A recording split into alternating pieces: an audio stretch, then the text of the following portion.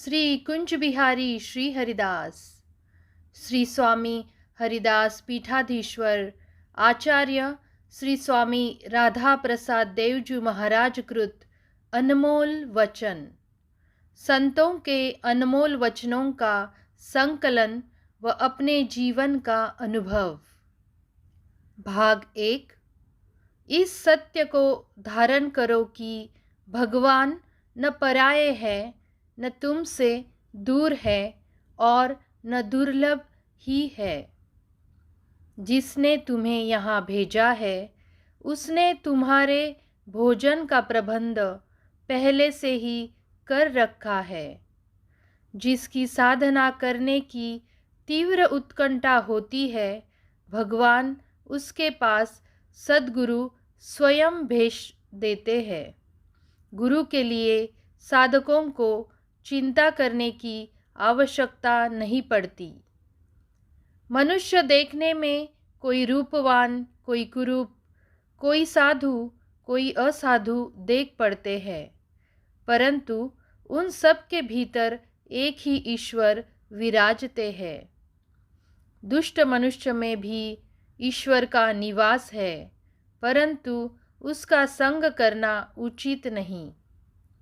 साधन अवस्था में ऐसे मनुष्यों से जो उपासना से ठट्टा करते हैं, धर्म तथा धार्मिकों की निंदा करते हैं, एकदम दूर रहना चाहिए। माया को पहचान लेने पर वह तुरंत भाग जाती है। दूध में मक्खन रहता है पर मथने से ही निकलता है। वैसे ही जो ईश्वर को जानना चाहे वह उसका साधन भजन करे। एक ज्ञान होता है, बहुत ज्ञान अज्ञान होता है। ईश्वर साकार निराकार और क्या क्या है यह हम लोग नहीं जानते। तुम्हें जो अच्छा लगे उसी में विश्वास कर उसे पुकारो, तुम उसी के द्वारा उसे पाओगे।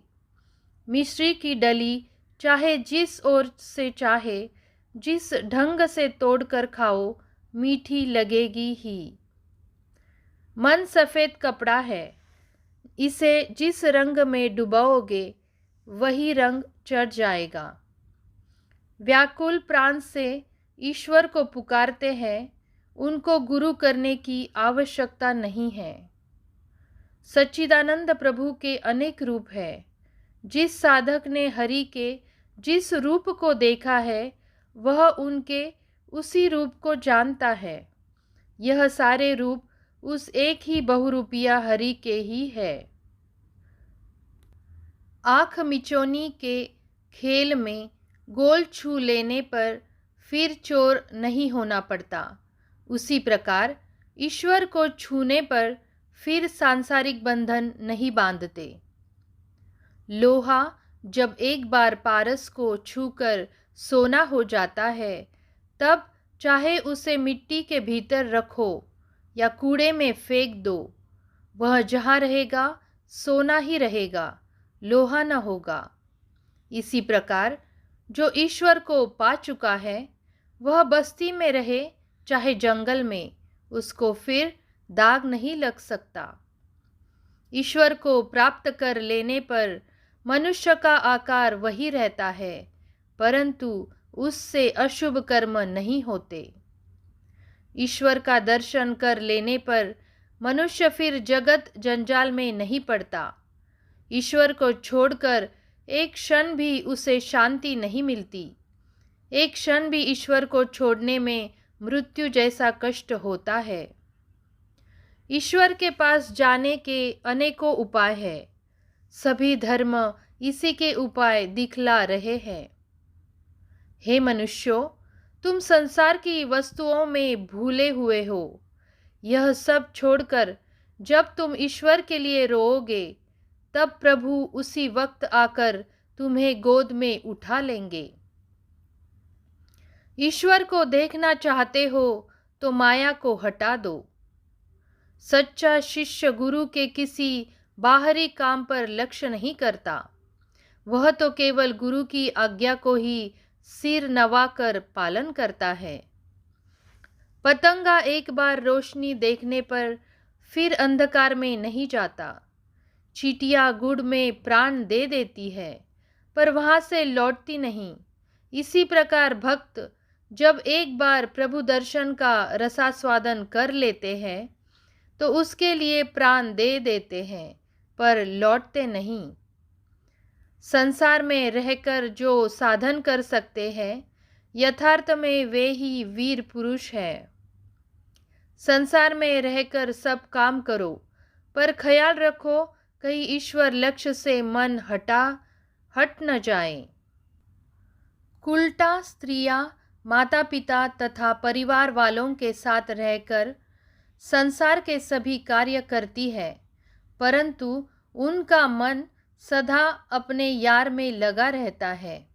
हे संसारी जीव, ऐसे ही तुम भी मन को ईश्वर में लगाकर माता पिता तथा परिवार का काम करते रहो। ईश्वर के दर्शन की इच्छा रखने वालों को नाम में विश्वास तथा सत्य को हृदय में धारण करते रहना चाहिए। मन को स्वतंत्र छोड़ देने पर वह नाना प्रकार के संकल्प विकल्प करने लगता है परंतु विचार रूपी अंकुश से मारने पर वह स्थिर हो जाता है। हरिनाम सुनते ही जिसकी आंखों से सच्चे प्रेमाश्रु बह निकलते हैं वही हरि नाम प्रेमी है। डुबकी लगाते ही जाओ, रत्न अवश्य मिलेगा। धीरज रखकर साधना करते रहो, यथा समय अवश्य ही तुम्हारे ऊपर ईश्वर की कृपा होगी।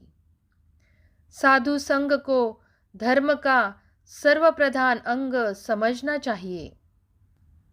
मरने के समय मन में ऐसा भाव होता है, दूसरे जन्म में वैसे ही गति होती है। इसीलिए जीवन भर भगवान के स्मरण की आवश्यकता है जिससे मृत्यु के समय केवल भगवान ही याद आवे। बालक की तरह रोना ही साधक का एकमात्र बल है। फल के बड़े होने पर फूल अपने आप गिर जाता है, इसी प्रकार संत को बड़प्पन मिलने पर अपने आप झुक जाते हैं। यही संत की पहचान है। मनुष्य तभी तक धर्म के विषय में तर्क वितर्क करता है जब तक उसे धर्म का स्वाद नहीं मिलता। स्वाद मिलने पर वह चुपचाप साधन करने में लग जाता है।